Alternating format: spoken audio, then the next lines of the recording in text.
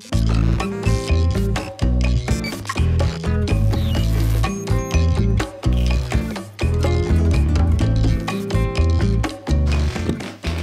everybody, C-Note here, as it focuses, jeez. Welcome to Dopamine, the show that is all about mental health empowerment. Today on the show, I want to talk to you about what is the best fit romantic type for INTPs. Did I screw up? There we go. Okay, awesome. What is the best fit romantic type for INTPs? Before we get started, I want to let you know that we have our recent course available, Finding and Maintaining Relationships for INTPs, below. If that's not something you're looking for, we also have a free ebook with a bunch of Q&A that I've done on Quora that is basically compiled into this book. The book is free if you sign up for our email list, but it's also available on Kindle. If you look up that, it's INTP, Christian Rivera, you just kind of search for that. It's the first book. It's called Common Questions and Uncommon Answers for INTPs, Volume 1.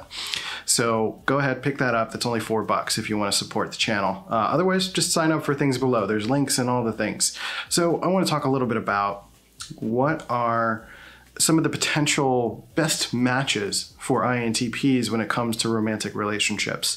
We're kind of around the sphere of Valentine's Day. This will probably come out after it, but I want to talk about a little bit more of like romantic topics for INTPs because we struggle with relationships. There's no doubt about that. Doesn't mean we can't be good at relationships or elegant with them. That's what the course is all about. And we tend to use our strengths. And a lot of people who are actually attracted to INTPs tend to be attracted to our strengths. They really love how free-flowing we are at times. They love how we can be very calibrative to help them sort of, figure out a way to get the clean sliced information and navigate them in the right direction. Some people like being able to brainstorm with INTPs and workshop stuff together. Some people really enjoy our energy, believe it or not. Sometimes Enneagram type has a play in there as well. But I think one of the most important things to take into account is the general notion that there is no one specific type that is meant for INTPs, meaning you can make any relationship work. It just takes the same basic building blocks of relationships about communication, connection, attention, learning your partner's love language, and then learning some of like the 4 agreements and your own personal development for yourself. That's stuff we talk about in the course as well. So some of the best fit types for INTPs are, drum roll, one of the biggest ones actually are FJs. And there's like a type of reason for that. Is that FJs really love TPs because there's a polarity there. We're kind of, as TI dominants, we're kind of attracted to people who do people things very well. We're kind of enamored by it. We're like, oh, I wish I could do that. That's so cool, right? But it's kind of the opposite for FJs. FJs are so people focused that they can really admire the INTP individuality and the ability to look at data impartially and to understand subjectively the difference between truth and belief and help people calibrate that. So, FJs, because they have TI in the backseat of their cognitive function stack of their car, based on the car model and personality hacker, because it's lower in their stack, there's a little bit of an ambition towards it. EFJs have the ambition of wanting to sort of stand out individually, to understand their own individuality and how their individuality is beneficial to the group. And the same thing for IFJs. IFJs have that tertiary TI, the third cognitive function in their stack, which is the equivalent of a 10-year-old child in terms of its sophistication. And that IFJs tend to be the ones that are most focused on like good grammar and getting things right and the idea of perfectionism because they really admire people who use TI very well. I know I've been in situations where I've been on a podcast with my friend, I can't even remember her name. Oh my God. Marissa Cali. There she is. She had a podcast called Bicoastal Panda, and I was on that podcast. And we were doing a video chat to record the podcast, and she just let me talk the whole time, right? This is not about romantic attraction. Like, I don't know if that's the case. It doesn't matter at this point. But the idea is that she was just focused. She was listening. She was like, wow, this is so interesting. This is so cool. There's like, you can feel that there's like this excitement in her brain in an area that might not be used as much, right? And that's how I feel about FJs in general being attracted to TI users, is this idea of like, oh, this is like tickling a part of my brain that's exciting, and I don't really use this as much, or I try to, and I maybe not feel as good at it, you know? And that's how I feel about FJs a lot of the time. My ex-wife is an ISFJ.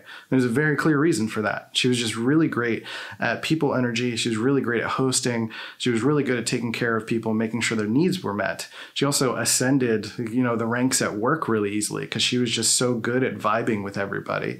And, you know, I admired that. And she once told me that what she appreciated about me was that I was just kind of like go with the flow and free form and down for whatever, you know? And I think that is a show of my strengths, being able to be helpful in that sense. She thought some of the theories I had were interesting, you know? And, you know, there's another instance where we were at a pub with some friends, and there was somebody there that I'd never met before. And I believe she was an ESFJ. She was talking about astrology, and we had this kind of quick chat, and she asked me about Myers-Briggs, and she was like, why do you believe in Myers-Briggs? I was like, first of all, I don't believe in it.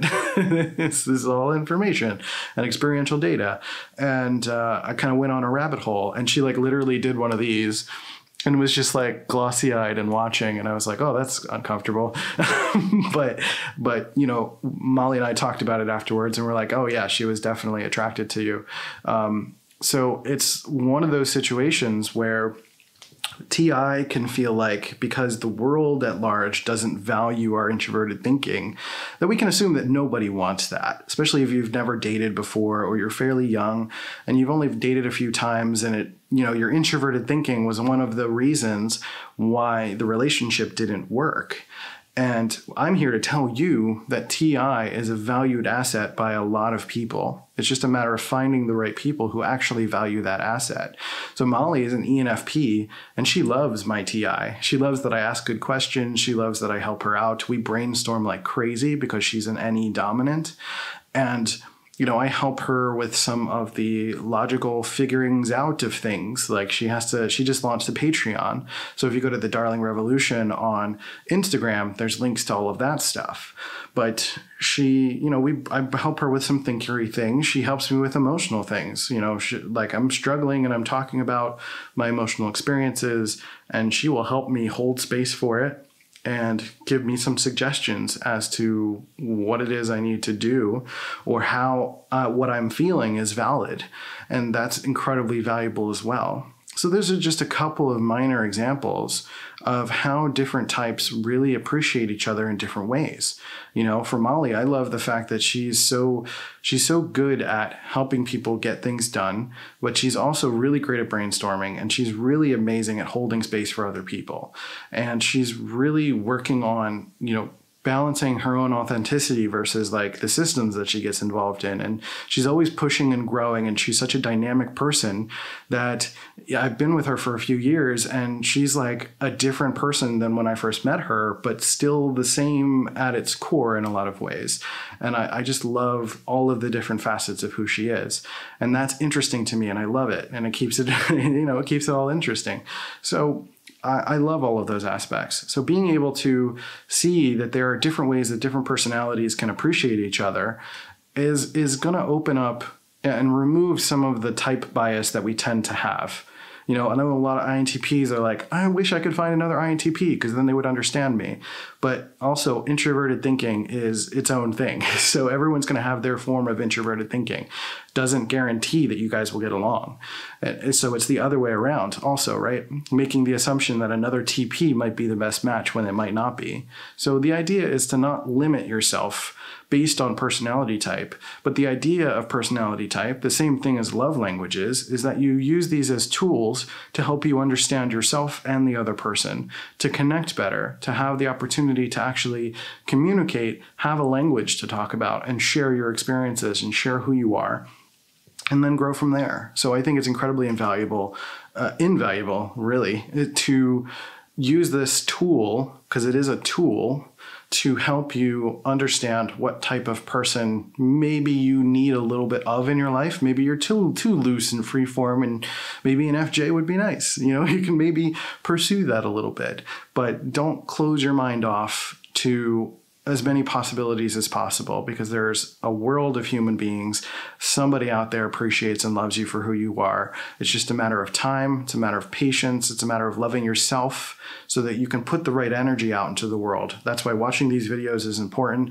Doing the personal growth is important. And focusing on your strengths is important, so you can bring those strengths to the relationship and, you know, be able to connect and communicate. So we talk about so many more of these details in finding and maintaining relationships as an INTP. Molly is on that course. We're talking back and forth about a lot of these topics and what we learned in our relationship as an ENFP and an INTP.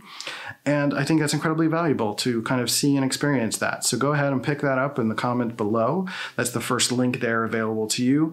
And let us know what you think. What do you think of this topic? Have you had some difficulties with personality type bias? Have you been trying to find a specific personality type?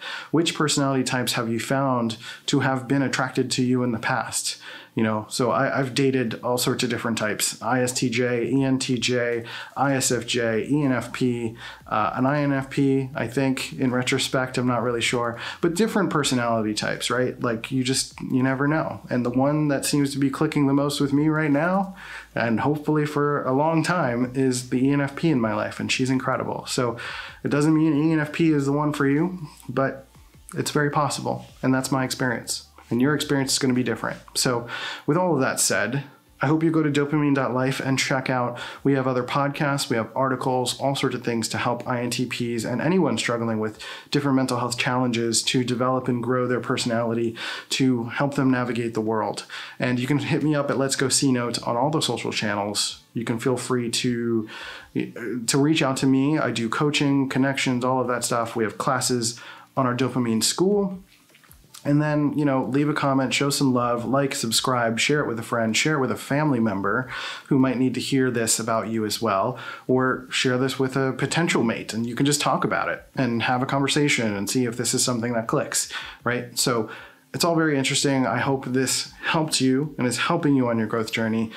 I'm going to stop now because I'm tired and I'm burnt out and I'm done making videos for now. So I'm going to go eat something. I'm going to stop waving my finger around. I love you guys. Take care of yourself and each other, and I'll catch you next time on Dopamine. See ya.